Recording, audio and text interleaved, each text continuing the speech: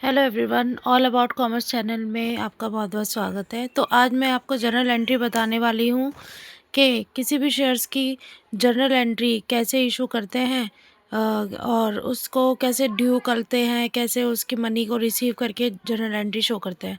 ठीक है, तो ये बहुत इंपॉर्टेंट है क्योंकि इसी के बेसिस पे हमारी सारा चैप्टर है।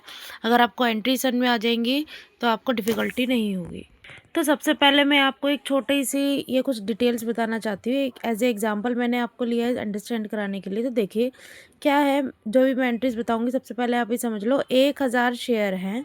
ठीक है, और एक शेयर कितने का है? 50 रुपये का है। ठीक है, और उसके अंदर पहली जो पैसे मांगे हैं वो एप्लीकेशन मनी मांगी है जो कि 15 रुपये की है। ठीक है, मतलब 1000 शेयर पे 15 रुपये एप्लीकेशन मनी है। फिर उसके बाद अलॉटमेंट मनी 20 रुपीज़ है और फाइनल कॉल हमारी कितनी है? ये है 15 रुपीज़ है। ठीक है, अब ये 3 कॉल है। तो आप एक बात और समझ लीजिए, क्वेश्चन के अंदर ना सेकंड कॉल भी हो सकती है। जैसे मैंने फाइनल कॉल लिखी है ना, तो फर्स्ट कॉल भी हो सकती है, सेकंड कॉल भी हो सकती है। तो उसकी भी जर्नल एंट्री होगी जैसे क्वेश्चन में लिया है। लेकिन मैं आपको एक इस कॉल की एंट्री बता दूंगी तो आप उन कॉल्स की एंट्री भी इजीली कर लेंगे क्योंकि सेम ही होता है, कुछ डिफरेंस नहीं होता। तो पहले मैं आपको जर्नल एंट्री बताऊंगी, फिर उसके बाद हम इन क्वेश्चंस को, इन वैल्यूज़ को उन जर्नल एंट्री में पुट करेंगे। ठीक है, तो सबसे पहले हम देखते हैं जर्नल एंट्रीज। तो पहली जो जर्नल एंट्री होती है कभी भी शेयर जब इशू किया जाता है तो सबसे पहले कंपनी क्या मंगाती है? एप्लीकेशन मांगनी। देखिए, अब कंपनी ने मार्केट में अगर कुछ अपना शेयर निकाले हैं तो सबसे पहले पैसे मिलेंगे। जब उनको उस शेयर पे पैसे मिल जाएंगे तभी माना जाएगा कि उनका सब्सक्राइब्ड हो चुका है, मतलब कि पब्लिक ने वो चीज़ परचेज कर ली है। तो यहाँ पे सबसे पहले रिसीव की एंट्री होती है।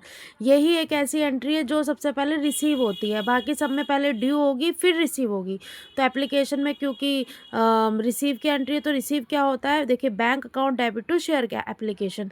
यहाँ पे रिसीव क्या हो रहा है? पैसा रिसीव हो रहा है। मैं आपको ध्यान से समझिए, और पैसा रिसीव हो रहा है तो पैसा कहाँ जाता है? बैंक अकाउंट में जाता है। और बैंक हमारा क्या है? एक तरीके एसेट है। जब एसेट बढ़ती है तो डेबिट साइड से बढ़ती है, और ये कौन साइड है? हमारी डेबिट साइड है, ऊपर लिखते हैं जो।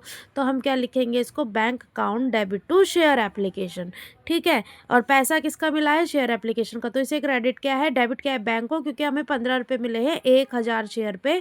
तो इसको लिखेंगे बैंक टू शेयर एप्लीकेशन। ठीक है, जो मैंने आपको अभी बताया था ना कि 1000 शेयर हैं और एप्लीकेशन कितनी है? 15 रुपये की, तो वही लिखा है मैंने। 1000 इज मल्टीप्लाई बाय 15, तो ये आपका ये आ जाएगा। इसके बाद सेकेंड एंट्री देखते हैं। अब सेकेंड एंट्री में अब यहाँ पे क्या किया है? ऊपर मैंने आपको क्या बताया था? पहले रिसीव हुआ है, अब यहाँ एक ड्यू की एंट्री जाएगी, मतलब कि इसको मांगने की एंट्री करेंगे। तो क्या एप्लीकेशन, क्या एंट्री होती है? Share application to share capital. Share ये क्रेडिट था ना, इसे डेबिट कर दिया। Share application to share capital, amount वही आ जाएगा 15,000, राइट। अब थर्ड एंट्री देखते हैं। थर्ड एंट्री में क्या है? अब एप्लीकेशन के बाद कौन से पैसे मांग रहे हैं? अलॉटमेंट के पैसे मांग रहे हैं। अलॉटमेंट के पैसे देखिए, share allotment to share capital. 1000 share पे 20 रुपये चाहिए, तो 1000 मल्टीप्लाई बाय 20। अब देखिए, ये चीज़ समझ लीजिए, ये है आपकी ड्यू की एंट्री। किसकी एंट्री है? ये ड्यू की एंट्री है। यहाँ पहले मांगा जाए, ड्यू माने मांगेंगे, फिर यहाँ की जाएगी रिसीव की एंट्री। ठीक है, बाकी सब में यूनिफॉर्म है, सेम है, कोई दिक्कत नहीं है। बस इसमें पहले रिसीव किया फिर ड्यू किया गया, लेकिन यहाँ सबसे पहले ड्यू होगा share allotment to share capital. यहाँ एप्लीकेशन का नाम था ना, लेकिन अभी क्या मांग रहे हैं? अलॉटमेंट, तो अलॉटमेंट का नाम आ जाएगा, share capital as it is रहेगा। और उसकी वैल्यू लिख देंगे जितनी अलॉटमेंट का प्राइस है, 20 रुपीज़ है, मल्टीप्लाई कर दिया। ठीक है, अब रिसीव भी हो गया, बैंक टू शेयर अलॉटमेंट। अभी अच्छे से समझाया ना, बैंक ऊपर क्यों आया? क्योंकि पैसा मिल गया तो 20,000 मिल गया। ठीक है, ये एंट्री कर दी रिसीव की। अब इसके बाद शेयर फाइनल कॉल है। फाइनल कॉल की वैल्यू कितनी थी? 15 रुपये। एक शेयर की कितनी वैल्यू है? 15 रुपये। तो 1000 मल्टीप्लाई बाय 15 करेंगे, 15,000 आ जाएगा। तो इसकी क्या एंट्री होगी? Share final call account debit to share capital. तो ये हो जाएगा 15,000 रुपये। ठीक है, आई होप आपको कोई प्रॉब्लम नहीं हो। अच्छा, अगर यहाँ पे एक बार समझिए, फाइनल कॉल नहीं होता, फर्स्ट कॉल होती। फर्स्ट कॉल समझो 5 रुपये की है, 15 है तो 5 रुपये की, तो कितना हो गया? 1000 गुणा 5, कितना हो गया? 5,000 रुपये। तो एंट्री क्या करते? खुद से आप सोचो क्या करोगे एंट्री।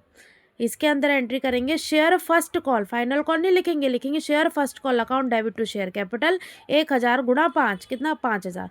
और एंट्री क्या हो जाएगी? दूसरी वाली एंट्री रिसीव की bank account debit to share first call account, final call नहीं लिखेंगे, फर्स्ट कॉल लिखेंगे और 5,000, ठीक है। लेकिन क्योंकि मैंने यहाँ फाइनल कॉल लिखा है तो एंट्री होगी शेयर फाइनल कॉल अकाउंट, उसकी वैल्यू लिख दो मल्टीप्लाई करके टू शेयर कैपिटल, ठीक है। रिसीव की एंट्री क्या है, bank account debit to share final call account, ठीक है, ये होगी एंट्री। तो ये हमारा क्वेश्चन, ये चीज़ कंप्लीट हो गई। यह कॉन्सेप्ट है कि एंट्रीज किस तरीके से होंगी, ठीक है। अच्छा, एक और चीज़ इंपॉर्टेंट है कि शेयर ज़रूरी नहीं है आपके कि हमेशा जैसे 50 रुपीज़ है एक शेयर, अगर जैसे 50 रुपये में इशू कर रहे हैं तो 50 रुपये में ही होगा। वो कभी कभी किस किस पे हो सकता है, या तो डिस्काउंट पे हो सकता है या फिर प्रीमियम पे हो सकता है। प्रीमियम माने ज़्यादा पैसों में, मतलब कि अगर 1 रुपया प्रीमियम ले लिया, जैसे 10 रुपये का एक शेयर है, ठीक है, और उस पर 1 रुपया प्रीमियम मांग रहे हैं। प्रीमियम माने एक्स्ट्रा मांग रहे हैं। डिस्काउंट माने 10 रुपये का तो शेयर है लेकिन वो डिस्काउंट पे इशू कर रहे हैं, मतलब 9 रुपये में इशू कर रहे हैं। तो ये चीज़ समझने वाली बात है, जो हमें आगे आने वाली क्लासेस में उसकी एंट्रीज भी देखेंगे, इसके क्वेश्चंस भी देखेंगे। Thank you everyone.